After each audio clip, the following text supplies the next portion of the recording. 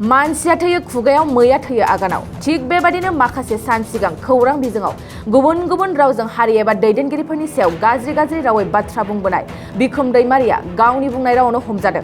बे बाथ्राया जों बुंनाय नङा, बेखौ बुंदों मावफुं सोद्रोमा रेवरेवा नार्जिहारिया। बिक्रम दैमारि बिथाङा सानसेखालि जि मोनसे स्टेटमेन्ट होदों, बे गाज्रि रोखोमै आनडेम'क्रेटिक रावजों बे वार्निं होदों। जाय दिनै सरकारनि बिरोधि मावदों बा सोरनिबा बिरोधि मावदों बिसोरनि थाखाय गरफा सिलाइनि गुलि दोनखाबाय होननाया बे मोनसे बिनि थाखाय गाज्रि जादों। फारसेथिं हाग्रामा महिलारिनि दैदेननाय बिपिएफ दोलोआ आरोबाव खहा जाबावदों। दिनै देबरगाव मण्डलनि सिङाव थानाय बिसमुरि महनपुर गामिनि गेलेग्रा गेवलां फोथाराव खुंनाय हाबाफारियाव बिपिएफनि सा 100निबो बांसिन सुबुंफ्रा बिजेपि दोलोआव जयेन जायो। देबरगाव ब्लक एबा मण्डलनि आफादगिरि चन्दन ब्रह्मनि आफाद सामलायनायाव बाहागो लायो मावफुं सोद्रोमा रेवरेवा नार्जिहारिजों लोगोसे एमसिएलए राजिब ब्रह्म आरो क'क्राझार जिल्ला बिजेपिनि लोगो आफादगिरियाबो बाहागो लायो। जोङो बिजेपिनि सासे मावथि हिसाबै आं गोजोननाय मोन्दों। मानोना दिनैहाय देबरगाव मण्डलनि सिङाव थानाय महनपुर गामियाव प्राय 100सेसोबां गुबुन हान्जानि मानसि, स्पेसियेलि बिपिएफनि मानसि आरो गुबुन निउट्रेल मानसिफोर दिनै बेहाय बिजेपिआव जगदान खालामदों। बिथांमोना गोसो खुसियै जगदान खालामदों। मानोना बिथांमोना लुबैदों जे जोंहा दिनै बर' हिसाबै बा जाथि हिसाबै गोदोनि बादि आलादा रायजोनि बादि जेबो इसु गैया।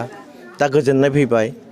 दा गोजोननाय समाव जों बयबो मोनसे गावबागाव न'खराव गावबागाव गामियाव बा जोंनि बिटिसि ओनसोलाव जौगाखांनायखौ लुबैदों। ओंखायनो दिनैहाय जिहेथु बिथांमोना बिजेपिखौनो मोजां मोनदों आरो बिजेपिनि गोजौनिफ्राय लानानै दा ग्रासरुटसिम जेसेबां मावथिफोर प्रधान मन्त्रिनिफ्राय लानानै गिबि मन्त्रि आरो जोंनि बिजेपिनि गासैबो मावथिफोरनि जे मावनायफोर आरो बिजेपि सरकारनि जे पलिसिफोर जे रायजोफोरनि थाखाय गोरिबफोरनि थाखाय दिनै बिजेपि सरकार जे पलिसि लानानै जे डेभेलपमेन्ट स्किमफोर होदों बेखौ नायनानै बयबो आसा खालामदों जे बिजेपिआव थायोब्ला जौगाखांनो हागोन आरो बिसोरनि गेजेराव गावनि गेजेराव जे समस्याफोरखौ बेखौ समाधान खालामनो हागोन बिथांमोना आसा खालामनानै दिनै फैदों। ओंखायनो जोंबो दिनै बेहाय गोजोननाय मोन्दों। 100सेसोबां मानसिफ्रा बेहाय जयेन खालामनायखौ जों बरायनानै लाबाय आरो बिथांमोना दिनैनिफ्राय बेहाय मोजाङैनो बिजेपिनि थाखाय सिन्था खालामगोन। लोगोसे दिनै जोंहा बिटिसिआव इउपिपिएल आरो बिजेपिनि सरकार दं। बे सरकारजों क'पारेसनाव बिथांमोना मावगोन। जों बुंनो नाङा बा जोंनि बिथांमोनखौ जों बुंनो थाङाखै बा बुङाबो जे दिनै बिजेपि हाबदों होननानै इउपिपिएलखौ मुगैनांगौ जों बुङाखै। इउपिपिएल बिजेपि सरकार हय जोंनि सरकार। दा बे सरकारा जाहाथे जों जयैनो दिनै गोजौनिफ्राय जों जे प्रधान मन्त्रि आरो जोंनि मुख्यमन्त्रिया जे रोखोम जों समस्याफोरनि थाखाय समाधान स्किमफोर हरो बे स्किमफोरखौ जाहाथे बिजेपि नङा इउपिपिएल नङा बिपिएल बयबो गोरिब रायजो राजाफ्रा जायफोर मोननांगौ बेखौ मोनो बेखौ मोजाङै समानै रानना होनो थाखाय दिनैनि बे जयेन लानाय गासै मानसिफ्रा बेखौ आसा खालामदों। साननैसो सिगां जे बारग' बसुमतारी आरो अल बिटिआर कन्ट्रेक्टर एस'सिएशननि प्रेसिडेन्ट बिक्रम दैमारि आरो बड'लेण्ड सुरक्षा मन्चनि जनजाति मन्चनि जे आफादगिरि दावरजाय नार्जारिखौ हमनायनि सायाव नोंथाङा मा फोरमायनो सानो? बेखौथ' आयेननि हाबाखौ लागोन।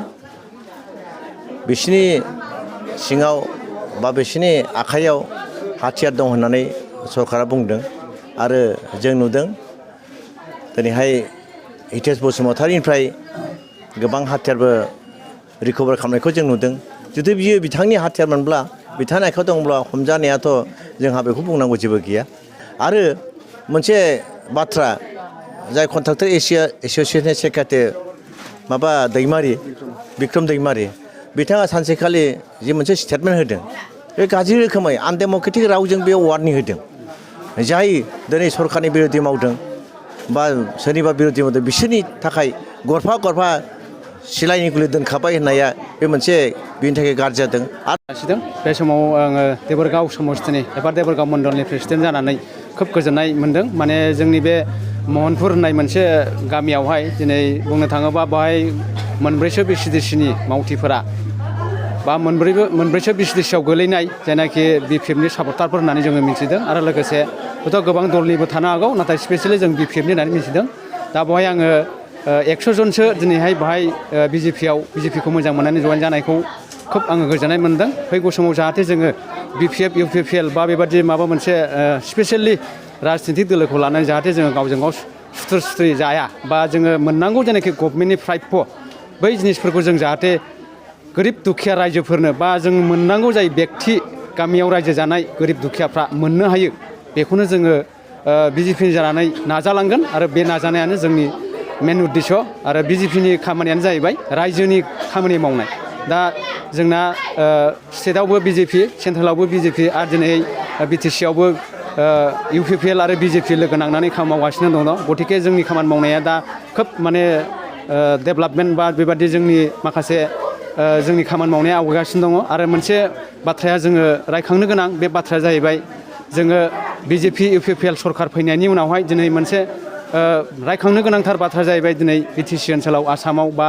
नोङो ओरैबादि जोंनाव रायजोआव माने सान्थि बे सान्थि फैनायखौ जोङो लाखिबाय थानांगौबा जोङो बाहाय नोङो पार्टिनि डिफारेन्स लायालासिनो जोङो जयै बयबो मोनसे प्लेटफर्माव थानानै जयै खामानि मावलायनो हायो बेखौनो आङो आसा खालामो बेखिनियाव आं बेखौनो बुंनानै दोनथ'बाय गोजोन्थों।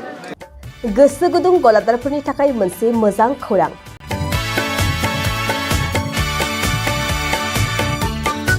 अदालगुरिनि रौता सारियालियाव खुंनो लानाय मिरु एबसुनि 50 बोसोरसालिया जथुमायाव एक्जिबिसननि थाखाय गलादारफोरनिसिम जर'खा फोसावनाय